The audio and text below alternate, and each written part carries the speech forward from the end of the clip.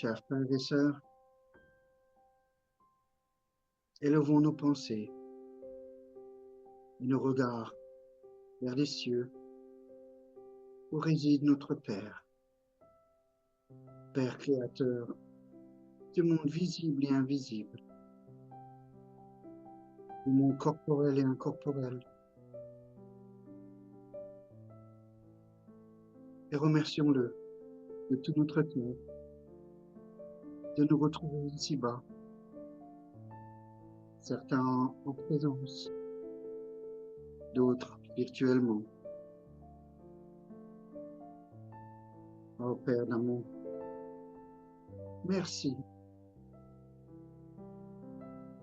de nous prêter ce corps dans cette incarnation qui nous permet de comprendre, d'apprendre, de grandir sur cette planète Terre. Toi qui nous offres la pluralité des existences, le secret de l'immortalité, la preuve que la vie continue. Merci infiniment, Père, pour toutes ces bontés et ces grâces. Et c'est en toi, source intarissable, d'amour et de lumière, que nous puisons tous la force et le courage, la patience, la résignation, pour lutter contre toutes les épreuves de nos vies terrestres. Et chers amis d'amour, remercions également Jésus, notre Maître, notre modèle sur terre, qui est venu il y a plus de 20 siècles nous enseigner tant de préceptes tels que aimer votre prochain comme vous-même. Jésus d'amour, nous sommes sur ton chemin. Et même si ce chemin est parsemé de ronces, de boue, d'obstacles, nous y restons, car nous sommes sous ta protection, sous la lumière de ton amour, sous ta puissance divine. Et puisse cette lumière, Jésus, puisse ton amour toucher le cœur, remplir l'âme, irradier le père-esprit de chaque responsable de chaque pays en conflit sur cette planète, afin qu'émergent d'eux des sentiments de paix, de fraternité, de solidarité. Père, viens sur la terre, ils ouvrent leur conscience. Et chers frères et sœurs, remercions aussi chacun de nous, notre guide, et tout le temps derrière nous, qui veille sur nous, qui nous assiste, peu importe l'endroit où nous nous trouvons, et qui nous envoie toutes ces vibrations à chaque instant, vibrations de bonté et d'amour. Et demandons à ce guide de bien vouloir magnétiser notre chacun sur cette table, afin de profiter de ses bienfaits. Et que toutes ces leçons, dans ce formidable groupe, et par notre frère César et Giovanna, soient bénéfiques à nous, pour le présent et pour le futur. Ainsi soit-il.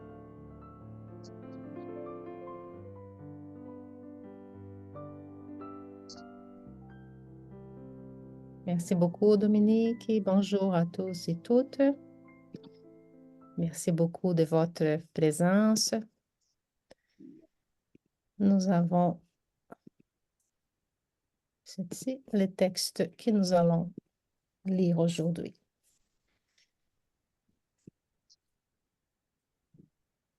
Je ne sais pas si Sheila est là. Sheila pourrait commencer la lecture pour nous. Sheila, je vais t'indiquer où arrêter. Merci beaucoup. Thème, la pratique spirit. De nombreux compagnons d'Allan Kardec étaient déjà revenus à la lumière de la spiritualité lorsque de nombreuses entités du service directeur des mouvements spirites sur la planète décidèrent de dresser un bilan des réalisations et des œuvres à venir dans les rangs doctrinaires, sous la bénédiction miséricordieuse et auguste de l'agneau de Dieu. Nous étions alors au seuil du 20e siècle. C'est 20e ou 20e? Avec l'âme étourdie par les renouvellements de l'industrie et de la science, attendant les édifications les plus profitables pour la vie du globe.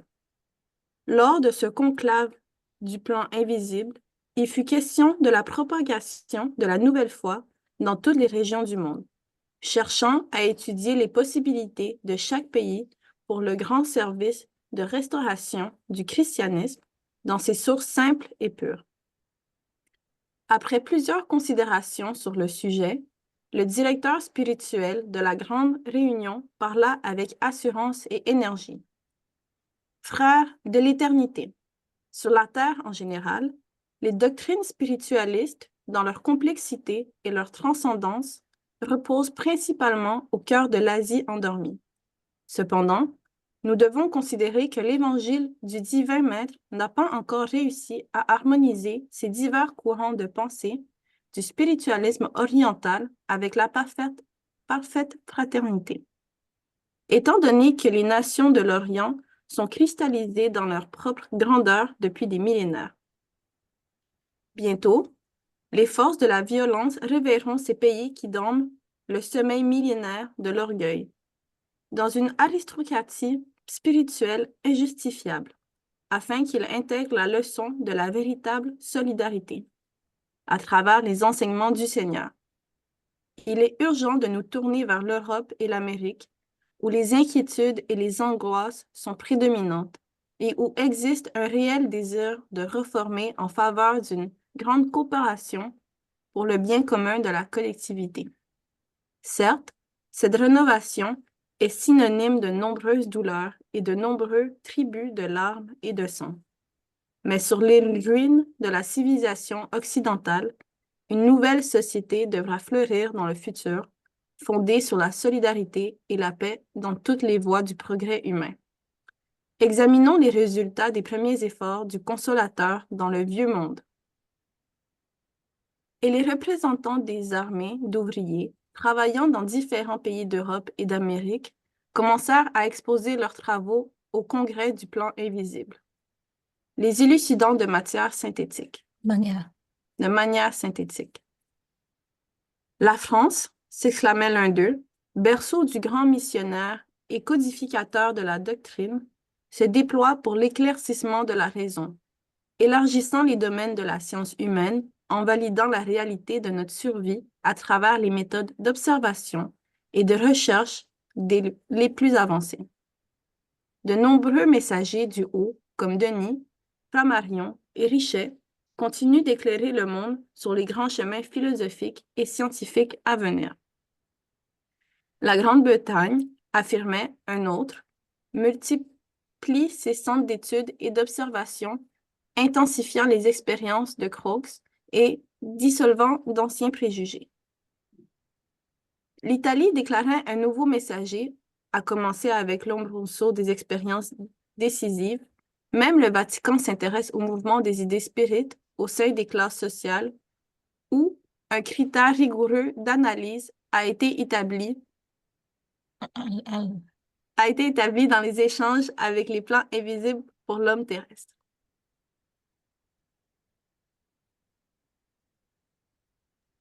La Russie, ainsi que d'autres régions du Nord, continuaient une autre émissaire.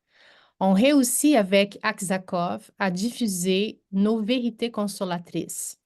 Même la cour du tsar s'intéresse aux expérimentations phénoméniques de la doctrine. L'Allemagne, affirmait encore un autre, compte de nombreux physiciens qui se préoccupent scientifiquement des problèmes de la vie et de la mort, enrichissant nos efforts de nouvelles expressions d'expérience et de culture. Les exposés en étaient là quand une douce et miséricordieuse lumière inonda l'atmosphère de l'assemblée des sommités du plan spirituel. Tous se turent, saisis d'une émotion indescriptible, quand une voix auguste et douce parla à travers les vibrations radieuses qui animaient la grande assemblée. Mes bien-aimés, pour la propagation de la parole du Consolateur, n'avez-vous que les ressources de la science humaine faillible? Avez-vous oublié que les excès du raisonnement ont nui le cœur des brebis égarées du grand troupeau? Il n'aura pas de vérité sans humilité et sans amour, car toute la réalité de l'univers et de la vie doit parvenir à la pensée humaine, avant tout par la foi, sous le souffle de ses splendeurs éternelles et divines. Ouvrier de l'Évangile, excellente est la science bien intentionnée du monde, mais n'oubliez pas les cœurs dans vos travaux sublimes. Cherchez la nation de fraternité et de paix, où vit le peuple les plus émotifs de la planète Terre, et commencez là une nouvelle tâche. Si le Christ a édifié son Église sur la pierre sûre et inébranlable de la foi qui soulève des montagnes, et si le Consolateur signifie la doctrine lumineuse et sainte de l'espérance de la rédemption suprême des âmes, tous ces mouvements doivent conduire à la charité avant tout, car sans charité, il n'y aura ni paix ni salut pour le monde qui s'y perd. Une abondante effusion de lumière, comme les bénédictions du divin Maître, descendit du haut sur la grande assemblée, dès que l'apôtre du Seigneur eut terminé son exhortation émue et sincère. Lumière qui se dirigeait comme un déluge de clarté vers la terre généreuse et grande, reposant sur la lumière glorieuse de la constellation de la croix. C'est ainsi que la charité scella alors toutes les activités du spiritisme brésilien. Les centres spirites à travers tous les pays commencèrent à représenter des centres d'Eucharistie divine pour tous les désespérés et tous les souffrants. Les tentes de travail du Consolateur se multiplient dans toutes les villes et les communications médiumniques, les conseils moraux, les postes d'assistance, les pharmacies homéopathiques gratuites, les passes magnétiques se multiplient partout au Brésil pour la fusion de tous les travailleurs dans le même idéal de fraternité et de rédemption dans la charité la plus pure.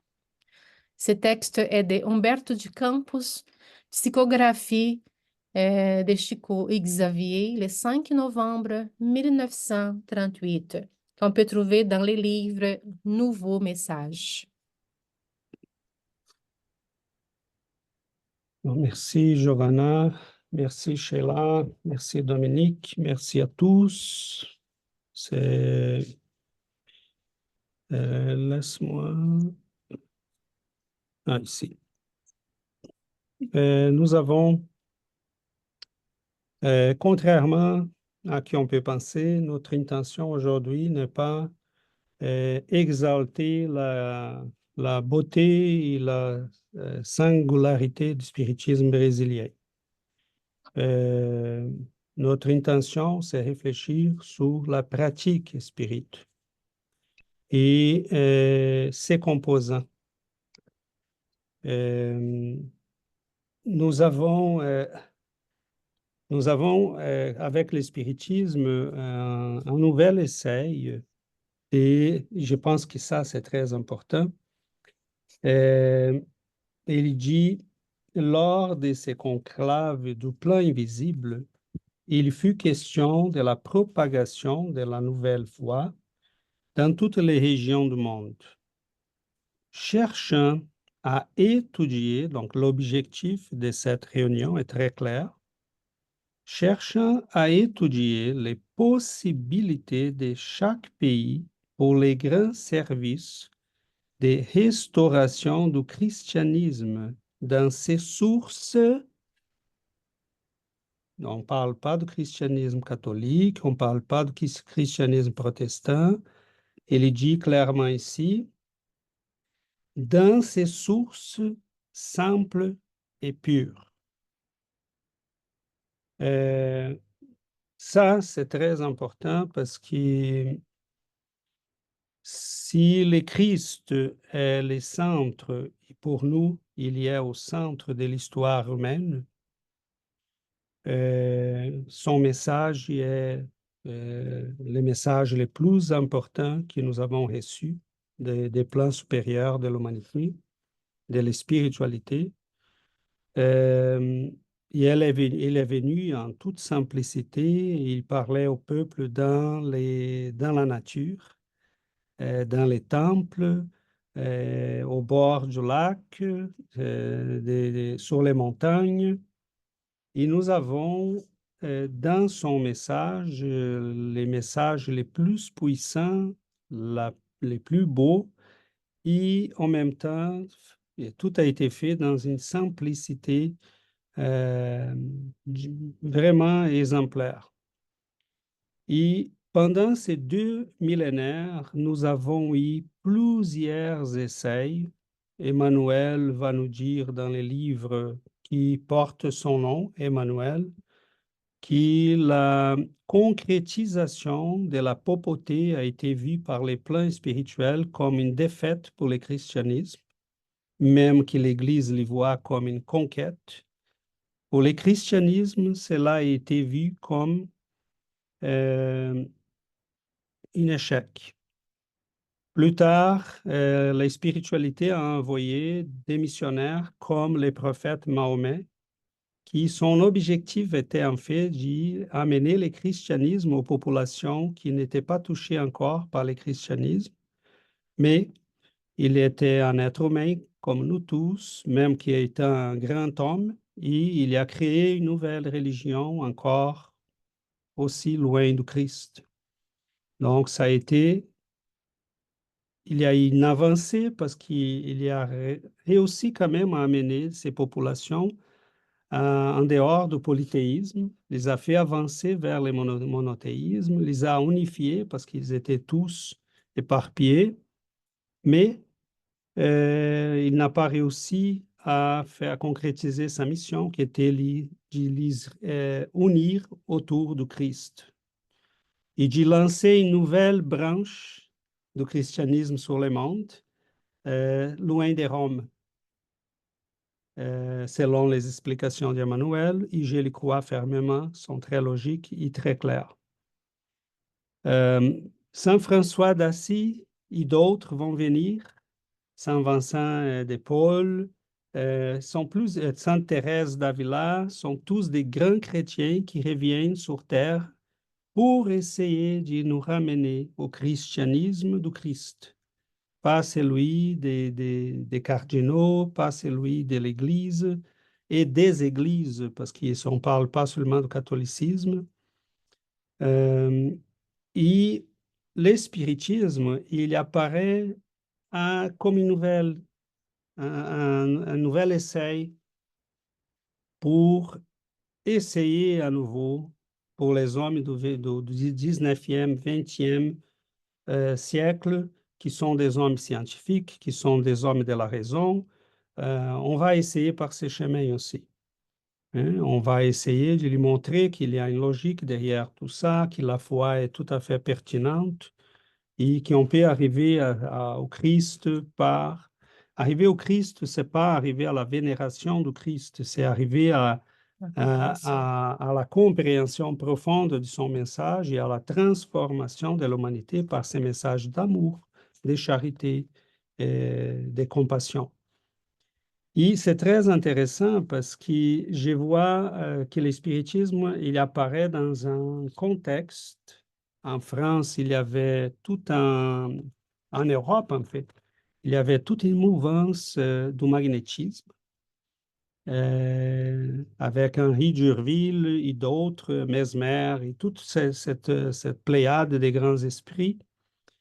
Mais je lisais récemment un livre qui s'appelle Les mondes occultes d'Henri Delage. il disait, c'était écrit en 1856, et il disait, 1856, la date n'est pas pour rien.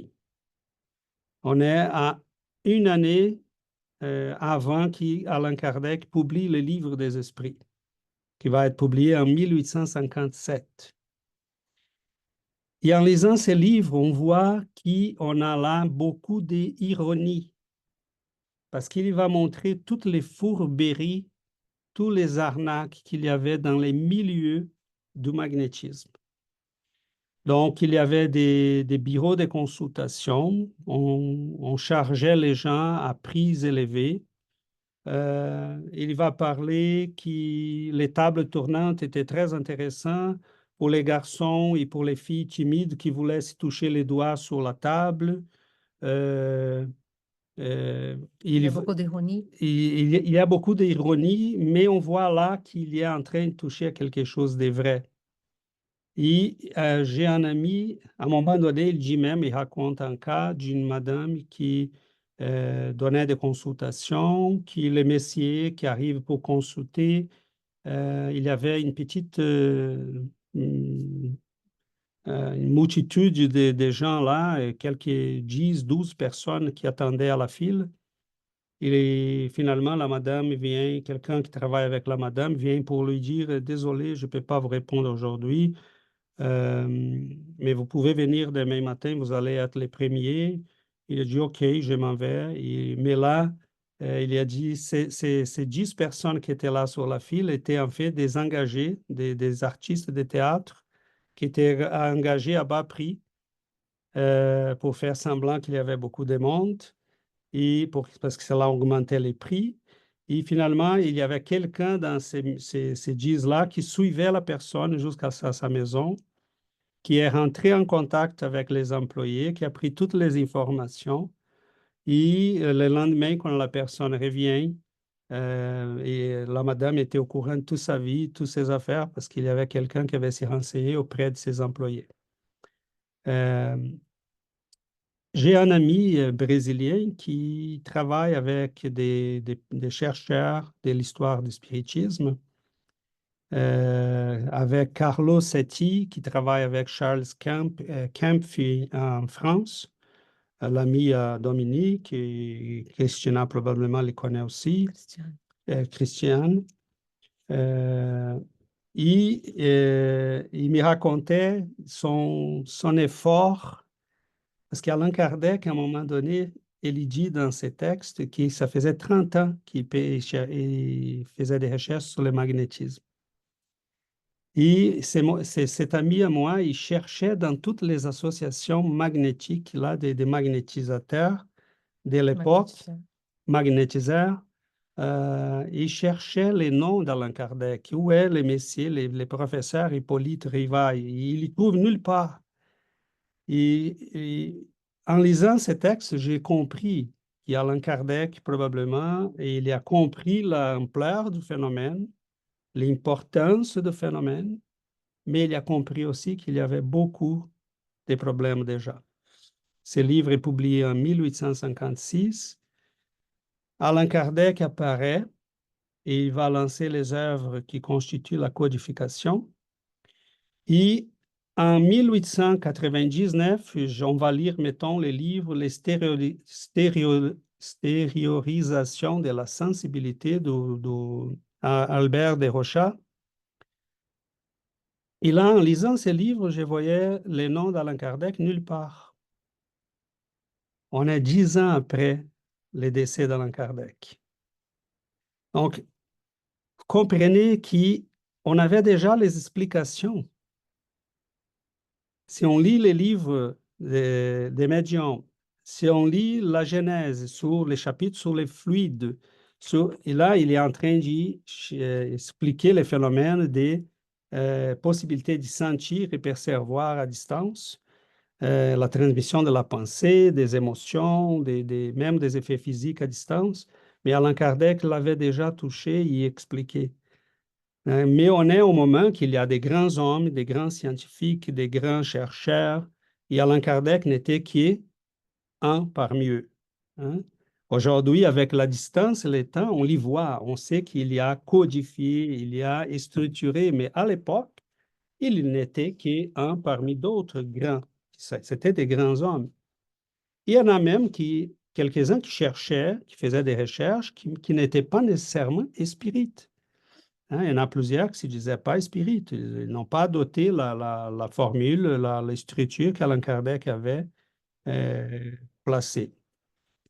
Donc, pourquoi je parle tout ça? Parce qu'il faut regarder les choses en contexte. Et ce message d'Humbert de Campos est très intéressant parce qu'il va nous dire on est à la quête de ramener l'humanité à la simplicité de l'amour de l'Évangile, aux choses, à la manière dont les Christ, hier, je me rappelle, on s'en parlait avec Adriana et Alexandre, et à un moment donné, Adriana nous a donné un exemple d'une madame avec qui elle a parlé, une protestante, et elle a dit, la madame voulait savoir de nos pratiques, et elle a dit, j'ai expliqué à la madame que nous, on s'y réunit tout simplement, on s'y met ensemble et on va étudier les textes comme les premiers chrétiens faisaient. Hein, on n'a pas besoin d'église, on n'a pas besoin des prêtres, avec tout le respect qu'on lui doit parce qu'ils sont nécessaires à l'humanité. Ce n'est pas ici un manque de considération, bien au contraire.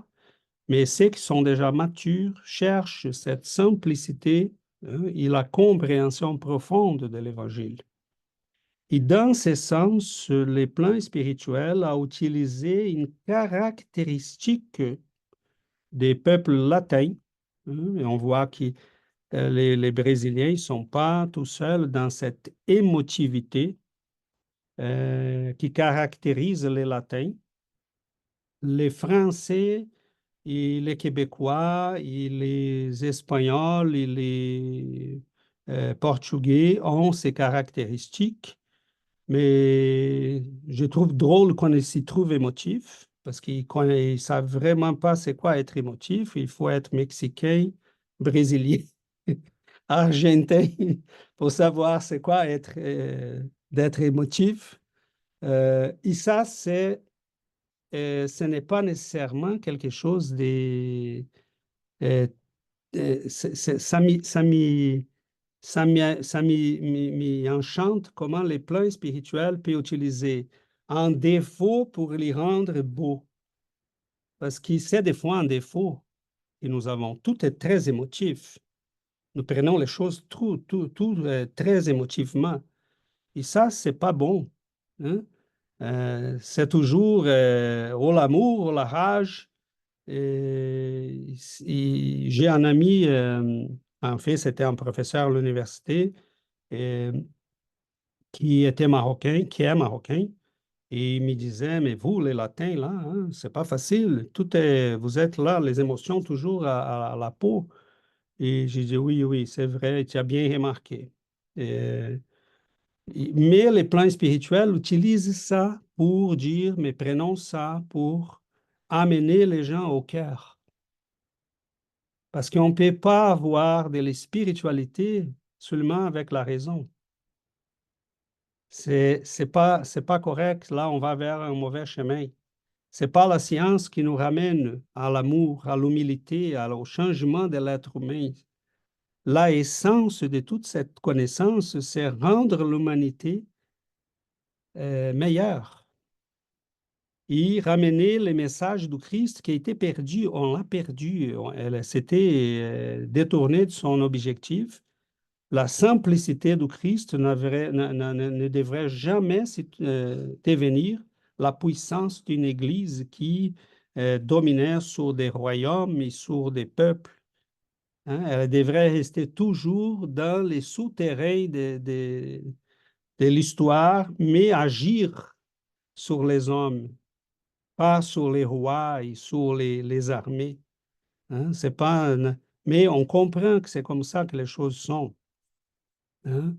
Et c'est très vaste tout ça, mais que ça soit bien clair. ok?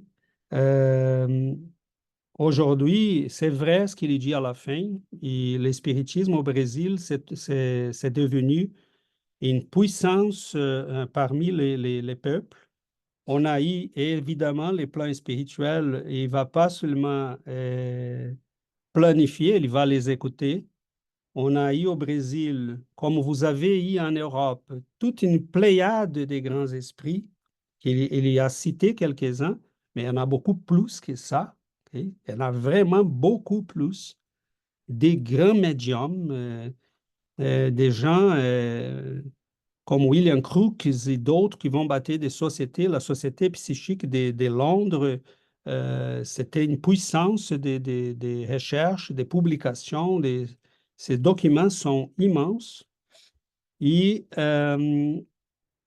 nous avons eu, hein, à un moment donné, il fallait déplacer les spiritismes et les gens qui allaient travailler avec les spiritismes dans un pays qui était plus accueillant, qui n'avait pas de guerre, qui en avait. L'Europe a eu en France, on a eu en 1870 une guerre avec les Allemands. En 14, on va avoir la Première Guerre mondiale. En 39, la Deuxième Guerre mondiale. C'est certain qu'on n'était pas dans un environnement propice à la propagation d'un message spirituel. Donc, on va avoir au Brésil une multitude de grands esprits, des grands missionnaires, vraiment merveilleux. Et ces gens-là vont propager le spiritisme dans cette nouvelle conception qui passe par la charité pour répondre aux besoins du peuple, pour répondre à la douleur, à la souffrance, à la consolation. Cela a rendu le spiritisme connu, propagé partout. Et les études spirites, on va avoir des problèmes avec ça aussi, parce que beaucoup de centres spirites vont offrir tout ça, mais ne s'inquiètent pas trop de propager l'étude, hein, de faire les gens connaître tout ça pour s'y rendre autonomes. Donc, l'objectif, c'est qu'on puisse rendre avec cette connaissance les Christ accessibles à tous. Et pas qu'on devienne une nouvelle Église qui va créer de nouveaux dépendants qui vont venir toujours chercher de l'aide dont ils ont besoin, mais qui vont être jamais autonomes. Donc, évidemment, tout ça, il faut les mettre en contexte. Je m'arrête là. Mais vous voyez que l'histoire qui enveloppe tout ça est immense. Et, il y en a les soins, et je m'arrête finalement en faisant cette remarque qui est très importante. Tous dans le nord de la planète est très rationnel. L'équerre est vu comme quelque chose de on laisse ça dehors. Soyons rationnels, soyons organisés. Il y a un très beau côté de tout ça. Hein. Nous venons d'un pays qui, comme je disais, a ses caractéristiques. Hein. Nous tous qui venons de l'Amérique latine, on s'enchante ici avec l'organisation, mais en même temps, on est très déçu de la froideur qu'on voit dans les pays nordiques et du nord de la planète. Et là, on risque d'y voir, mettons, c'est pas une critique, mais c'est une critique. Mettons, on voit des chercheurs ici en Amérique du Nord qui sont en train de développer les connaissances que nous avons déjà dans le spiritisme. Mais dans la mouvance spirite brésilienne, et là, même au Brésil, il y a une tendance comme ça.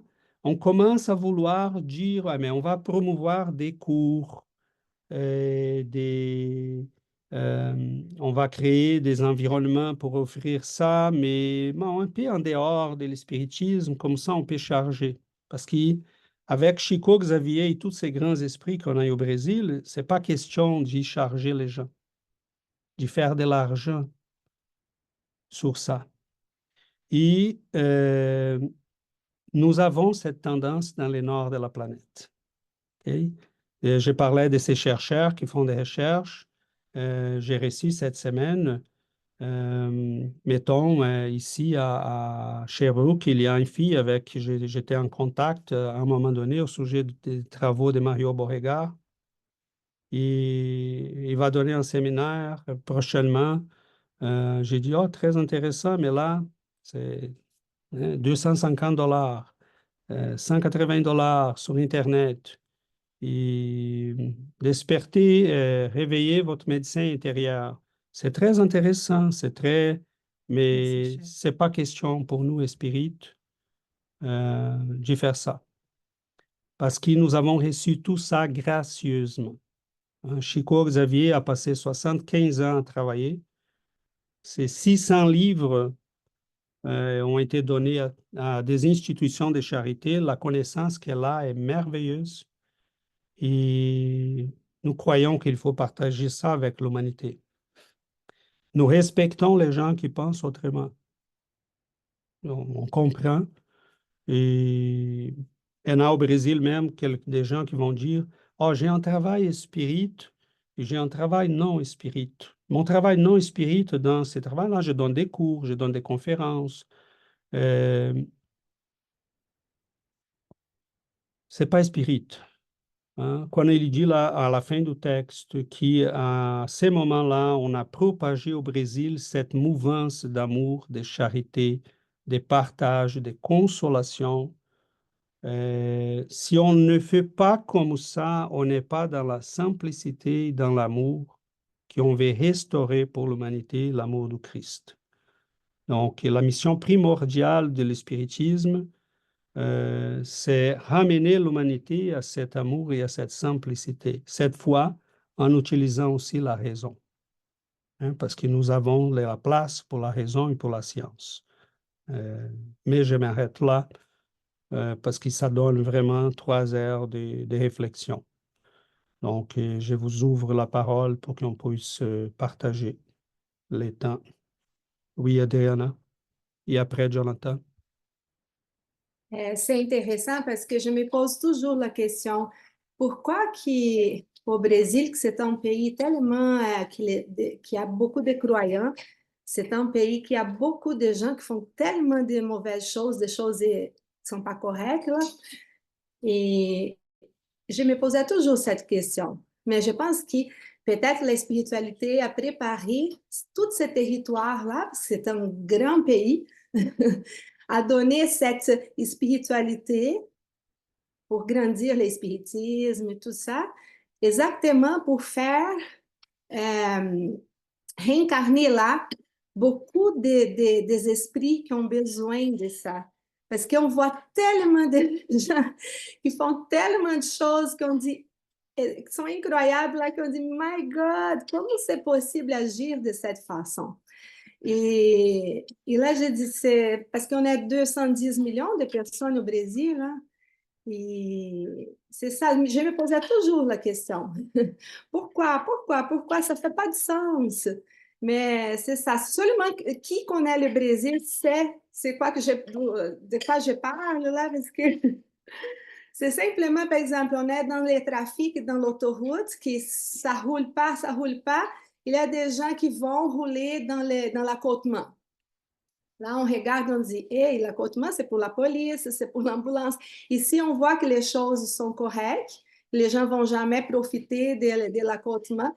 Et on voit des gens qui trompent les autres, c'est vraiment des choses. Et quelquefois, ce sont des gens qui sont dans l'église, qui sont des croyants, et on dit, ouh, mais ça ne fait pas de sens. Je me posais toujours cette question, mais je pense que c'est vraiment la spiritualité à préparer ce territoire pour donner l'opportunité des âmes qui ont besoin de grandir dans le pays et avoir les contacts avec cette foi, cette croyance et essayer de leur donner un espoir ou une chance de grandir et d'apprendre les choses. Bon, voilà, je ne sais pas si je me trompe, mais c'est comme ça que je vois les choses. Merci, Adriana. Alexandre, tu allais parler quelque chose? Je pense que il y a le livre, je ne sais pas, je sais en portugais, peut-être La Patrie, Brésil, la patrie de l'Évangile, qui parle par rapport à ça, si je ne me trompe pas, c'est l'introduction qui parle que Jésus fait les hôpitaux où il y a plus de gens qui ont besoin. Donc, je pense que c'est un peu le cas du Brésil. Oui, tout à fait, Alexandre. Et les raisonnements, je crois, Adriana, que c'est bon. C'est parce qu'ici, on va envoyer tous ces esprits des grandes élévations évangéliques et intellectuelles. On a eu là vraiment des gens très, très notables, mais on va envoyer aussi ceux dont les besoins sont plus criants. Et on voit que dans un pays, c'est un mélange exactement de ce qu'Adriana a dit.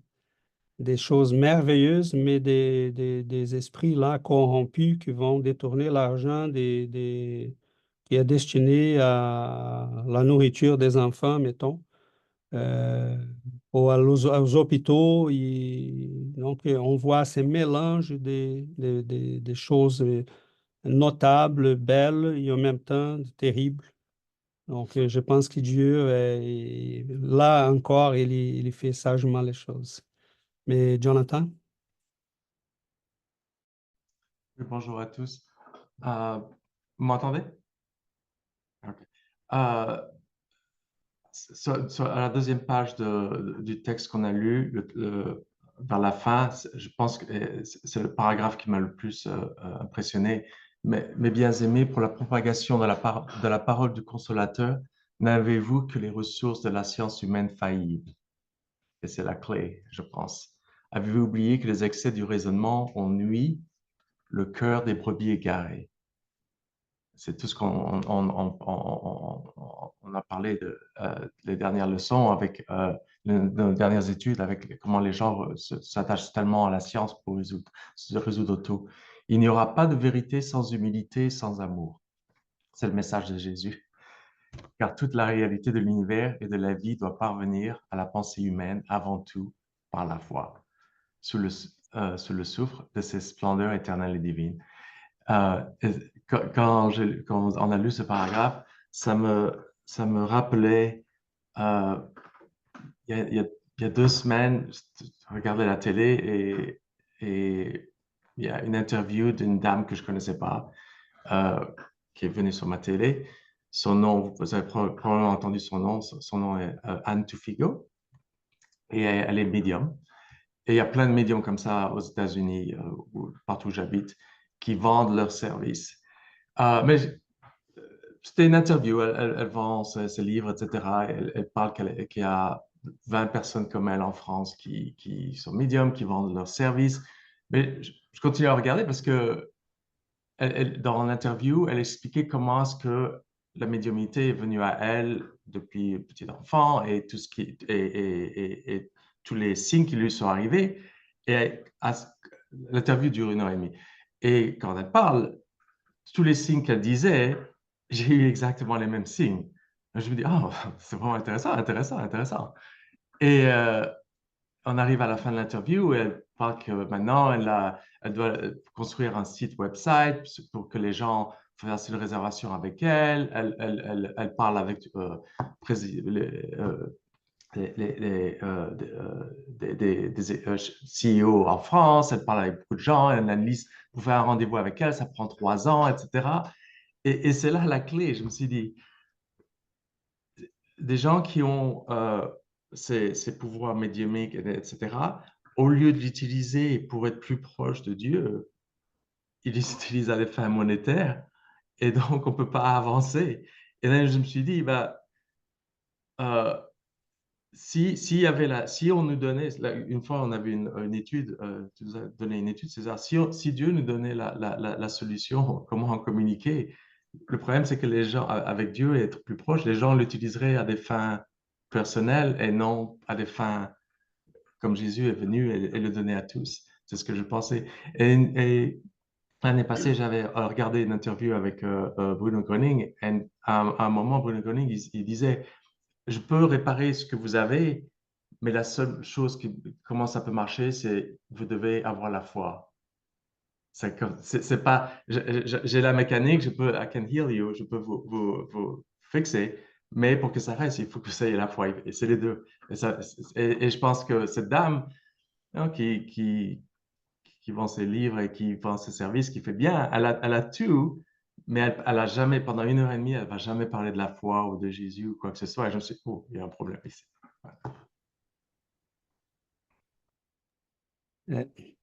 Comme tu as dit, Jonathan, il y a un problème ici. Pendant 1 heure et demie, on n'écoute rien qui parle de cette élévation de cœur à Dieu et de la finalité de tout ça. On a un problème, vraiment. Dominique? Merci César, merci Giovanna. Bonjour à tous. Je voudrais commencer par un remerciement pour cette très belle communication et ce discours qui touche le cœur et qui émeut notre âme. Quand je l'ai lu, je suis resté dans le silence pendant 10 minutes. Et ces 10 minutes de silence, j'ai eu des images et en restant humble, de petites inspirations.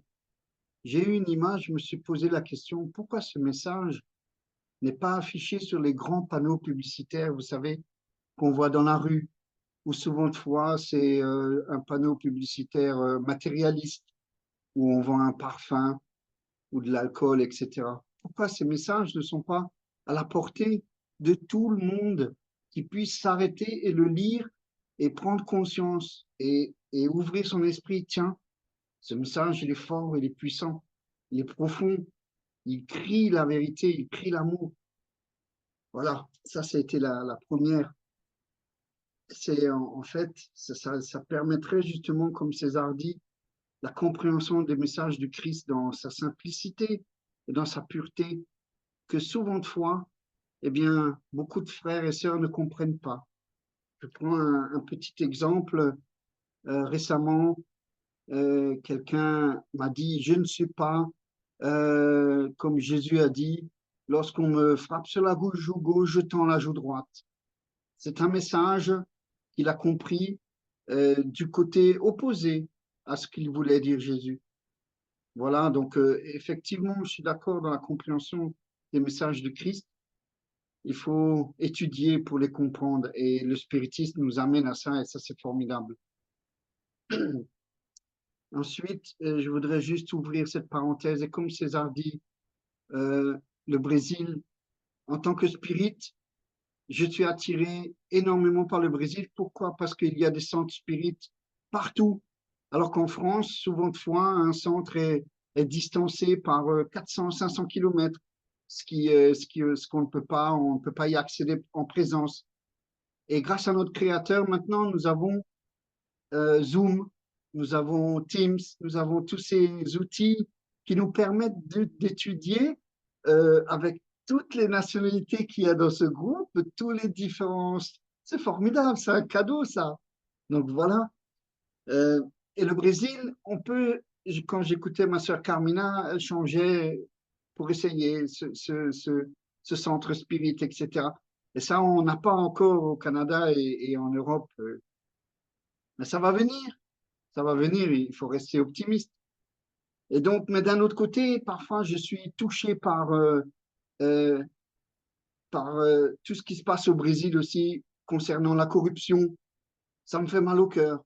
Concernant l'insécurité, qu'à partir de 22 heures, on risque de se faire agresser pour rien, pour une cigarette qu'on n'a pas parfois, ou un sou qu'on n'a pas.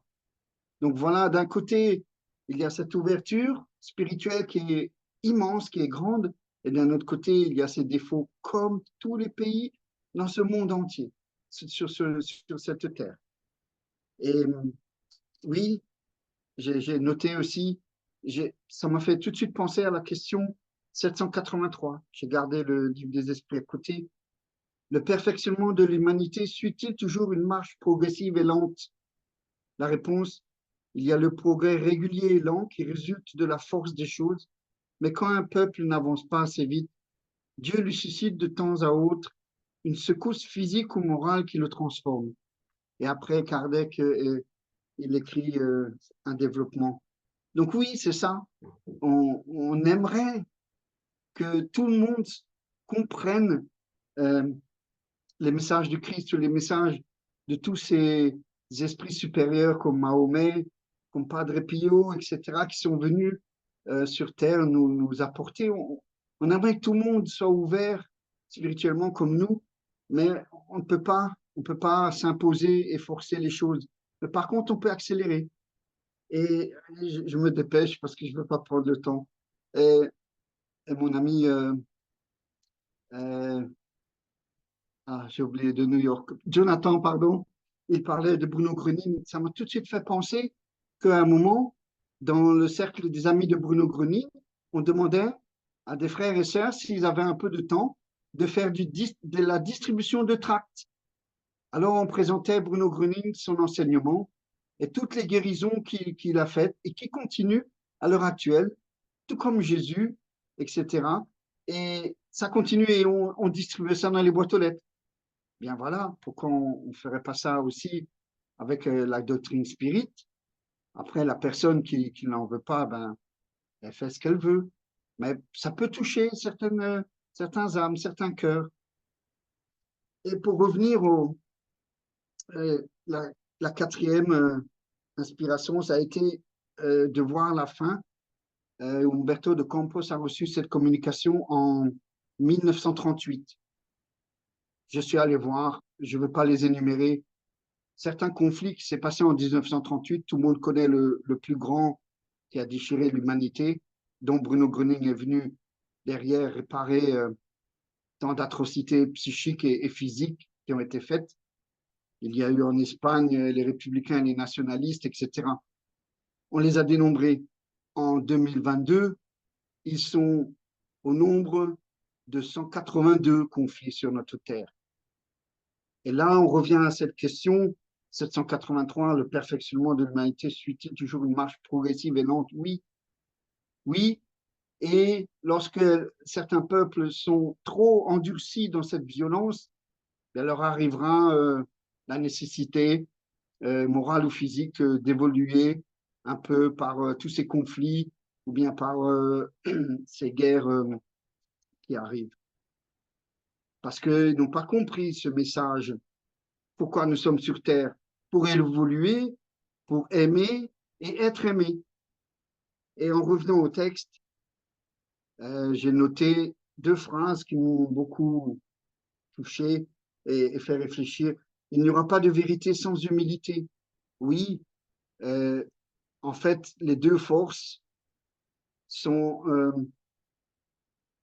l'amour et la charité pour lutter contre l'égoïsme et cet orgueil. Et ça, il est omniprésent sur toute la terre. Et ensuite, on lit dans Ouvrier de la lumière, n'oubliez pas le cœur, ouvrier de la lumière, n'oubliez pas le cœur dans vos travaux. Oui, parce que c'est l'amour, c'est le but. C'est le but vers lequel notre Père veut qu'on construise ce pont qui mène à lui et qu'on puisse, à travers ce pont, divulguer cet amour sur tous les sens et à tout le monde, à toutes les nationalités et à toutes les personnes. Mais c'est difficile, chers amis, c'est difficile, c'est vrai.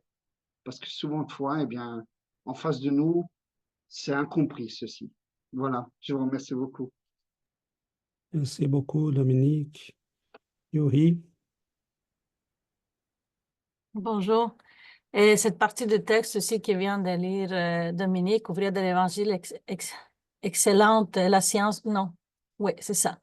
N'oubliez pas le cœur dans vos travaux. Dernièrement, j'ai fait un post pour notre groupe de Facebook d'Emmanuel où est-ce qu'il parlait que la tête, la divine providence, il avait mis la tête comme par-dessus le tronc, puis mais entre la tête, non, excusez, pour dire qu'il avait placé la tête en haut, c'est-à-dire pour nous dire que tout le monde ne doit jamais agir sans penser, mais entre la tête et les mains qui agit, il y a toujours le cœur.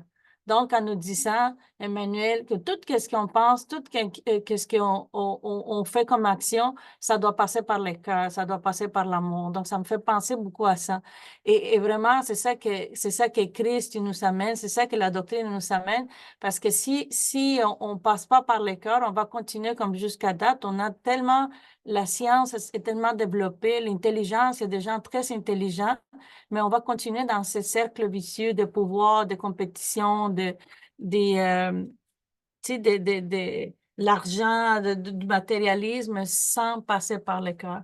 Donc, ça m'a fait penser beaucoup à ça, ça m'a attiré mon attention. Puis lorsque nous parlons de charité, j'ai fait toujours référence au texte de l'Évangile de Paul quand il parle de la charité hors de la charité, point de salut.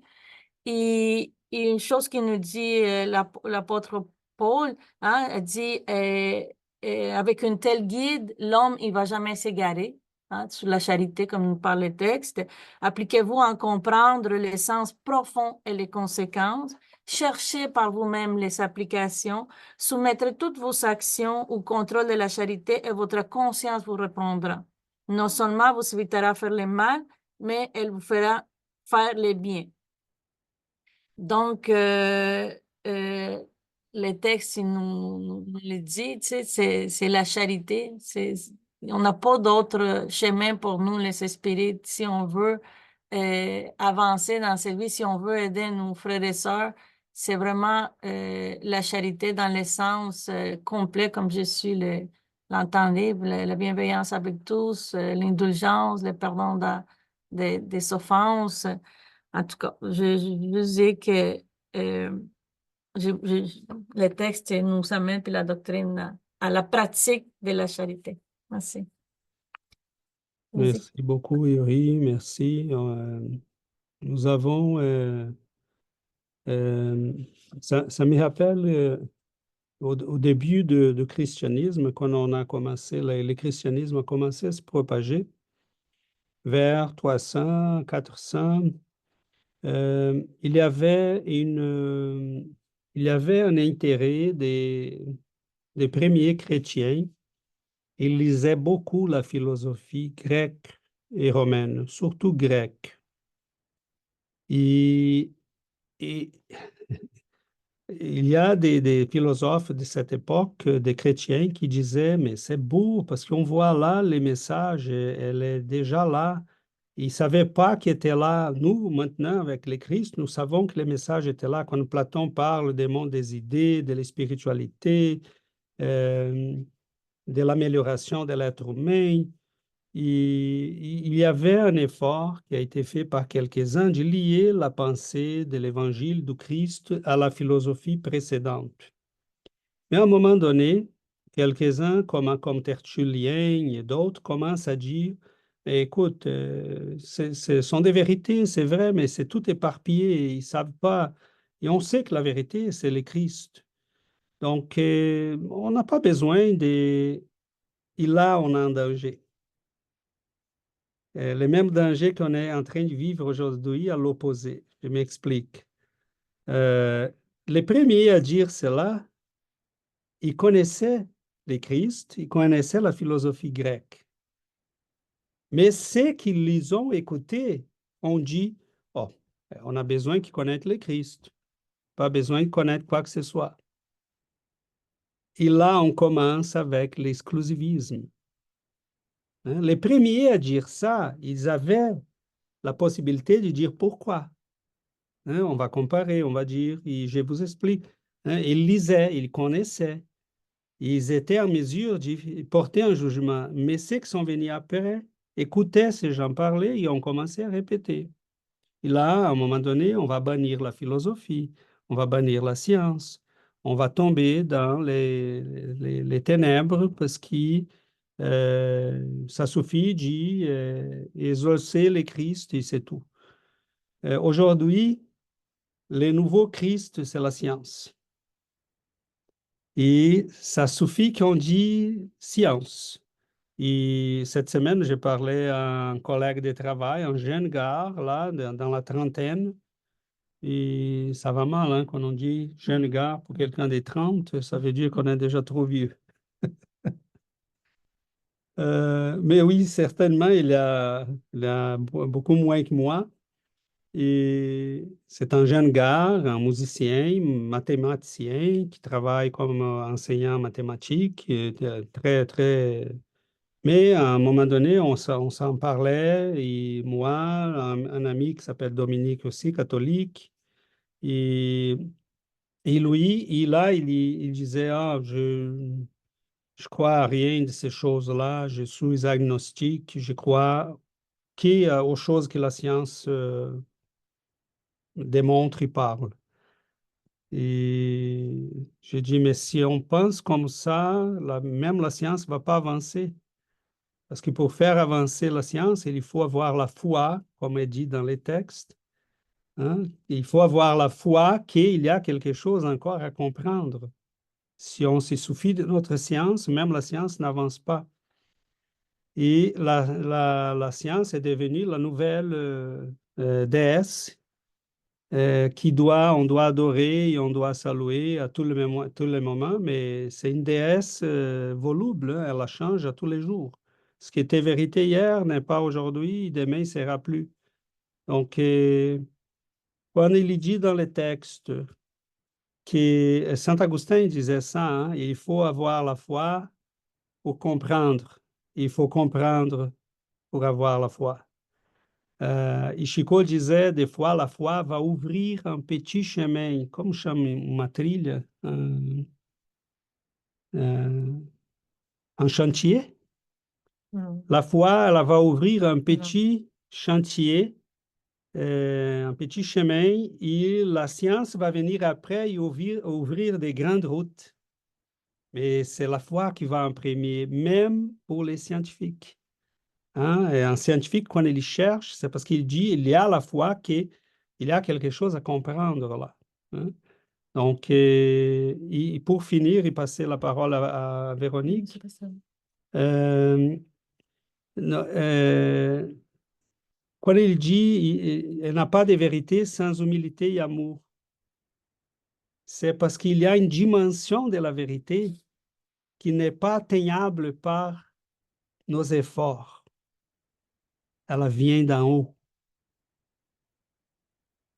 Et il y a une partie de la vérité qu'on peut la chercher avec notre cerveau, avec notre science, avec nos moyens. Mais la vérité totale, la vérité comme vraiment essence de la vie, c'est quelque chose qu'il faut être humble parce que ça ne vient pas de nous. Ça ne viendra jamais de nous. Parce que le cerveau que j'utilise m'était donné par quelqu'un. Il doit être assez intelligent pour dire, je reconnais que ce n'est pas mon œuvre. Et je m'y rends humblement devant cet être. Et c'est là que la vérité se produit. Donc la science ne sera jamais capable, jamais, sans humilité et sans le cœur, jamais on aura la vérité. Sauf que des petits morceaux. Donc, pas question qu'on y arrive si on n'a pas l'humilité devant ses pouvoirs. Véronique? Oh, qu'est-ce que tu as dit, c'est ça. Mon Dieu, que c'est beau. Merci. C'est le spiritisme qui est beau, très beau. Dans le fond, Véronique? je commence quasiment à me demander si j'ai encore quelque chose à dire parce que je pense que César a tellement Non, bien vas-y. dit. Mais oui, en fait, ce que je m'apprêtais à dire rejoint un peu ce que tu disais, c'est que notamment que ce soit pour la science, mais pour plein d'autres choses, je pense qu'il y a deux clés qui sont véritablement la compassion puis l'humilité. Effectivement, pour ce qui est de la science, c'est très, très clair que pour pas verser dans ce qu'on appelle le scientisme, il faut l'humilité. L'humilité, ne serait-ce que de comprendre que l'absence de preuve n'est pas la preuve de l'absence. Ça, j'aime beaucoup, beaucoup, beaucoup cette expression-là. Parce que tu parlais de ce jeune homme-là. Ah, moi, tant que ça n'a pas été prouvé par la science, oui, mais justement, ayons l'humilité de comprendre que cette science-là, elle est encore en développement. Donc, il y a plusieurs choses encore qui n'ont pas été vues, qui n'ont pas été comprises. Puis effectivement, ce que je trouve très encourageant de tout ce que je suis en train de regarder, c'est que là, en ce moment, on dirait que plus il y a de la véritable science qui se fait, puis des scientifiques qui sont capables aussi d'agir un peu, qui sont capables d'agir avec le cœur et avec de l'humilité, puis avec un réel esprit scientifique, et de plus en plus, on commence à rejoindre la spiritualité. Je commence à voir ça, je trouve que c'est très, très, très encourageant. Mais c'est ça, l'humilité, la clé. Puis l'autre chose, c'est pour rebondir sur ce que disait Adriana plus en début de rencontre concernant tu sais, les Brésiliens, l'esprit latin et puis effectivement, je pense que c'est très beau. Puis il y a véritablement cette hypersensibilité-là, cette intensité des émotions peut être une clé pour ouvrir le cœur mais c'est ça, je pense que tout est la clé, toute la clé est dans la gestion. Tu sais. Et je pense qu'un bon guide pour ça, ça revient beaucoup à ce que Yuri disait, c'est oui, c'est par la charité, mais si pour la plupart des gens, on veut le faire comprendre de façon encore plus claire, nette et précise, c'est il me semble que c'est une prémisse du Christ, justement, qui disait ne faites pas aux autres qu'est-ce que vous voulez pas qu'on vous fasse. Fait que je pense que toute personne, justement, qui a une très, très grande intensité d'émotion, s'il est capable, tu sais, comme guide de de ses émotions, de ses actions, toujours se rappeler de ne pas faire aux autres qu'est-ce qu'on veut pas se faire faire, ça peut vraiment grandement aider. Donc, pour amener justement une plus grande ouverture du cœur, plutôt que de juste faire comme « Ah! C'est moi, c'est mes émotions, c'est mes... » Donc, voilà, c'était mon petit commentaire. Merci. Merci beaucoup, Véronique et Dominique.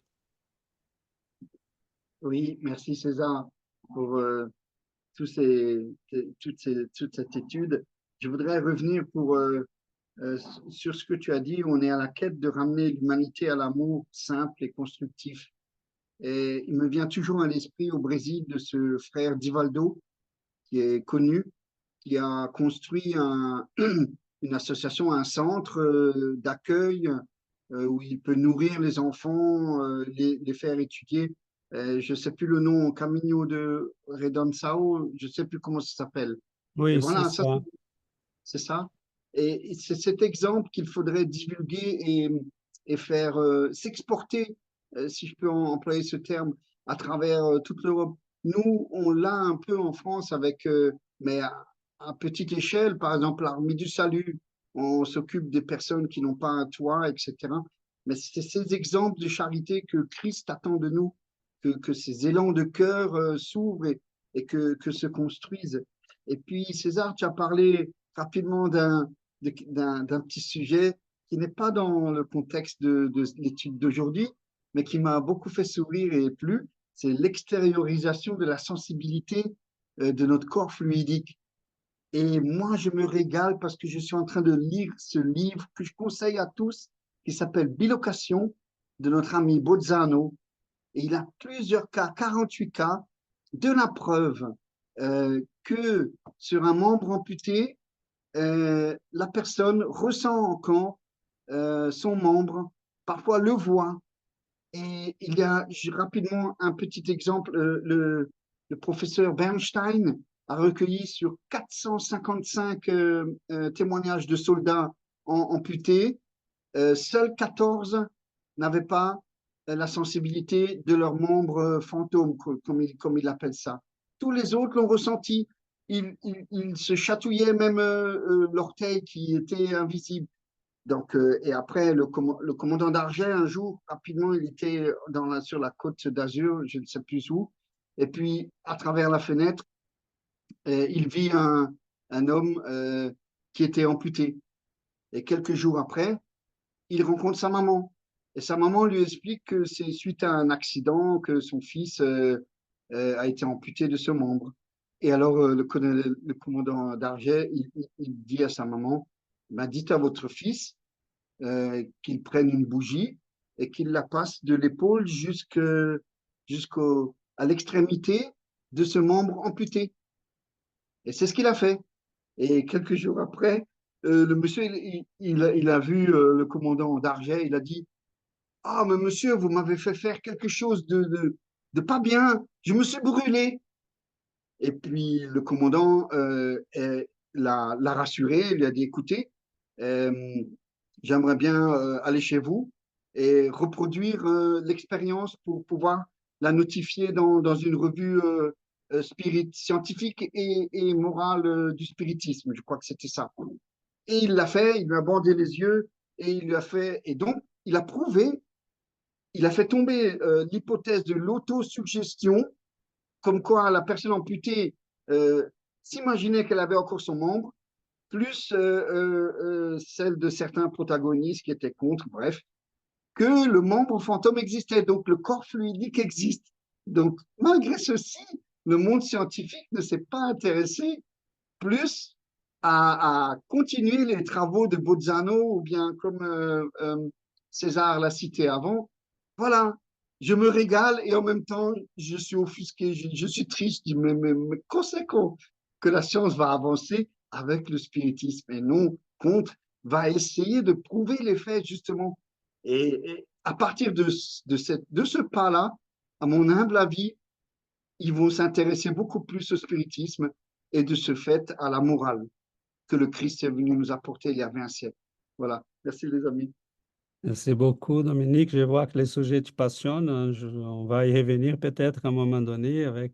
oui, c'est vraiment très beau les travaux des Bolzano, de ces scientifiques qui ne s'y disaient pas nécessairement spirites, mais qui étaient des gens éveillés, qui cherchaient la vérité, qui voulaient la vérité, qui s'y sont impliqués à étudier ces phénomènes parce qu'ils disaient, mais il y a là quelque chose il y a là des lois de la nature.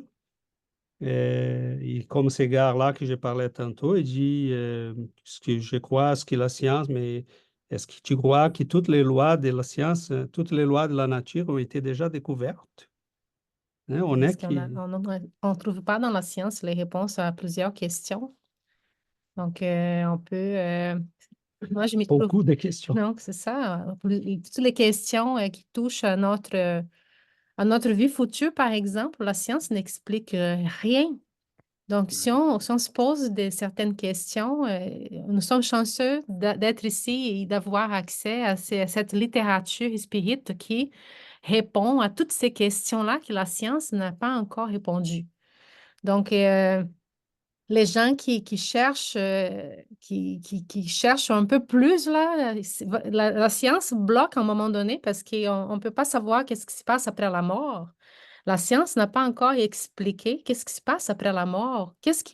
Nous devenons quoi? Est-ce que la vie s'arrête au moment de la mort? Donc, la science, c'est pour ça qu'on voit autant de souffrances, on voit autant de gens qui cherchent encore, ils n'ont rien trouvé.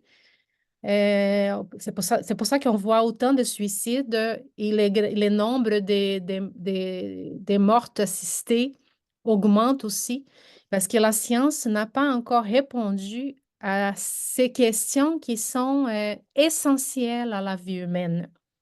Donc, des questions surtout sur la continuité de la vie après la mort. Donc, le spiritisme vient, il répond à tout ça. Il répond aussi sur les maladies, sur les souffrances. On a des réponses. Je pense que le spiritisme répond à toutes les questions. Moi, je trouve dans les œuvres spirites les réponses à toutes les questions que je me pose et que la science ne peut pas encore. C'est sûr que la science est merveilleuse, elle nous aide beaucoup dans le développement de la vie humaine, le développement de la technologie, des plaisirs humains. On a beaucoup, la science apporte beaucoup, mais quand on est malade ou quand on souffre de l'angoisse, quand on a de la tristesse, la dépression, la science, c'est vrai qu'on a les médicaments, mais les médicaments, ils ne touchent pas à la cause de la souffrance, mais c'est toujours pour aider les personnes, mais les symptômes, mais c'est les conséquences, mais pas à la cause. Et le spiritisme vient pour nous donner les explications à tous ces sujets-là.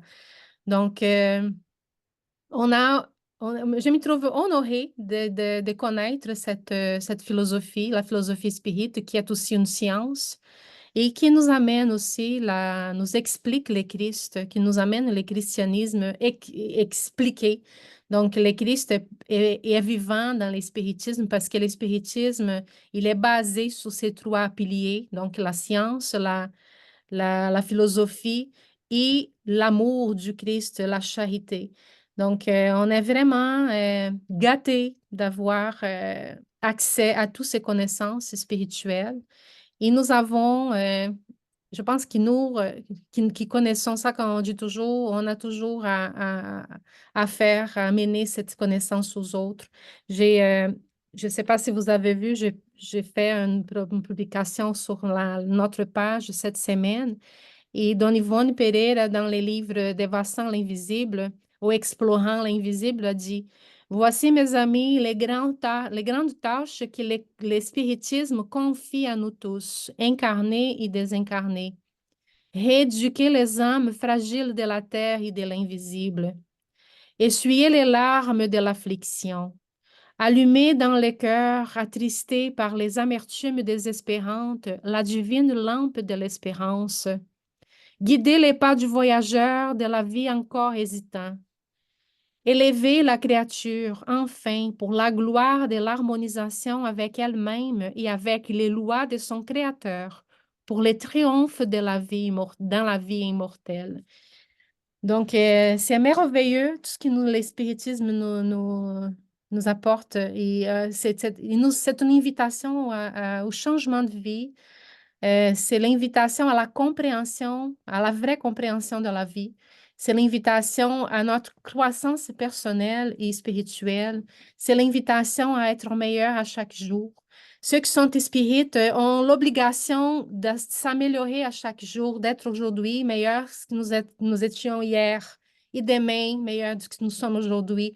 Donc, c'est l'invitation à ce travail intérieur. Ceux qui sont spirites, qui ne changent pas, ce n'est pas un vrai spirit, parce que le spiritisme nous invite à cette croissance. Donc, c'est ça que nous devons à quoi nous devons réfléchir tous les jours, après chaque étude, parce que c'est cette invitation la plus importante.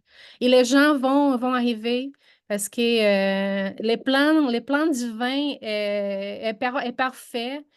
Nous sommes tous des frères et sœurs, donc c'est pour ça que nous sommes ensemble. Les gens qui font des bêtises aujourd'hui, qui sont dans l'ignorance aujourd'hui, nous sommes dans les différents degrés d'évolution. Donc, nous aidons les uns les autres. C'est ça les plans divins.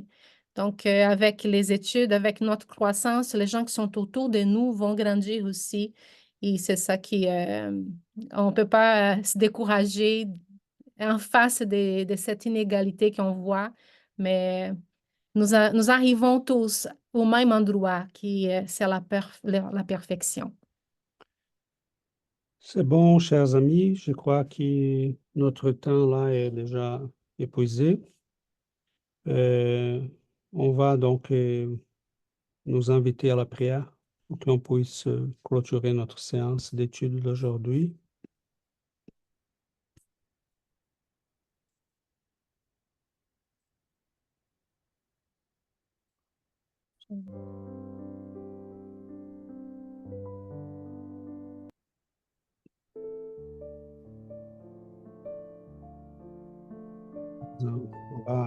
On va prier ensemble. Chers amis, chers bienfaiteurs, cher Maître Jésus, nous vous remercions de l'amour, de la lumière, de cette lumière qui arrive à nos cœurs, à notre conscience, et qui éveille en nous ce désir de grandir, d'avancer, Nous comprenons, Seigneur, nous comprenons, cher guide, notre condition encore des esprits en souffrance, en apprentissage. Nous comprenons que nous portons avec nous un passé difficile. Et nous vous remercions de cette lumière qui nous aide à rétablir la vérité dans nos cœurs, dans nos actes, dans nos vies. Nous vous remercions de votre amour qui nous guide. C'est bien de marcher quand nous avons la certitude d'où y aller, quel chemin suivre, qu'est-ce que la vie de notre Père attend de nous. Nous vous demandons, Seigneur, de bénir nos vies, de nous donner la force, la persévérance, la patience, de nous donner, Seigneur, l'envie de continuer, de surmonter nos difficultés, de manière à que nous puissions répandre cette lumière autour de nous, dans nos foyers, auprès de nos amis, et que nous puissions l'envoyer également à nos frères et sœurs qui s'y trouvent dans la souffrance, dans le désespoir, dans la tristesse, et puissent regarder vers cette lumière d'amour, de bienveillance. Aidez-nous, Seigneur, à grandir dans l'amour, la connaissance, et transformer notre vie, nos consciences. Nous vous remercions. Nous prions pour nos amis qui n'ont pas pu être avec nous. Et nous vous demandons, Seigneur, et cher guide, de nous garder dans votre amour et votre protection. Restez toujours avec nous. Ainsi soit-il.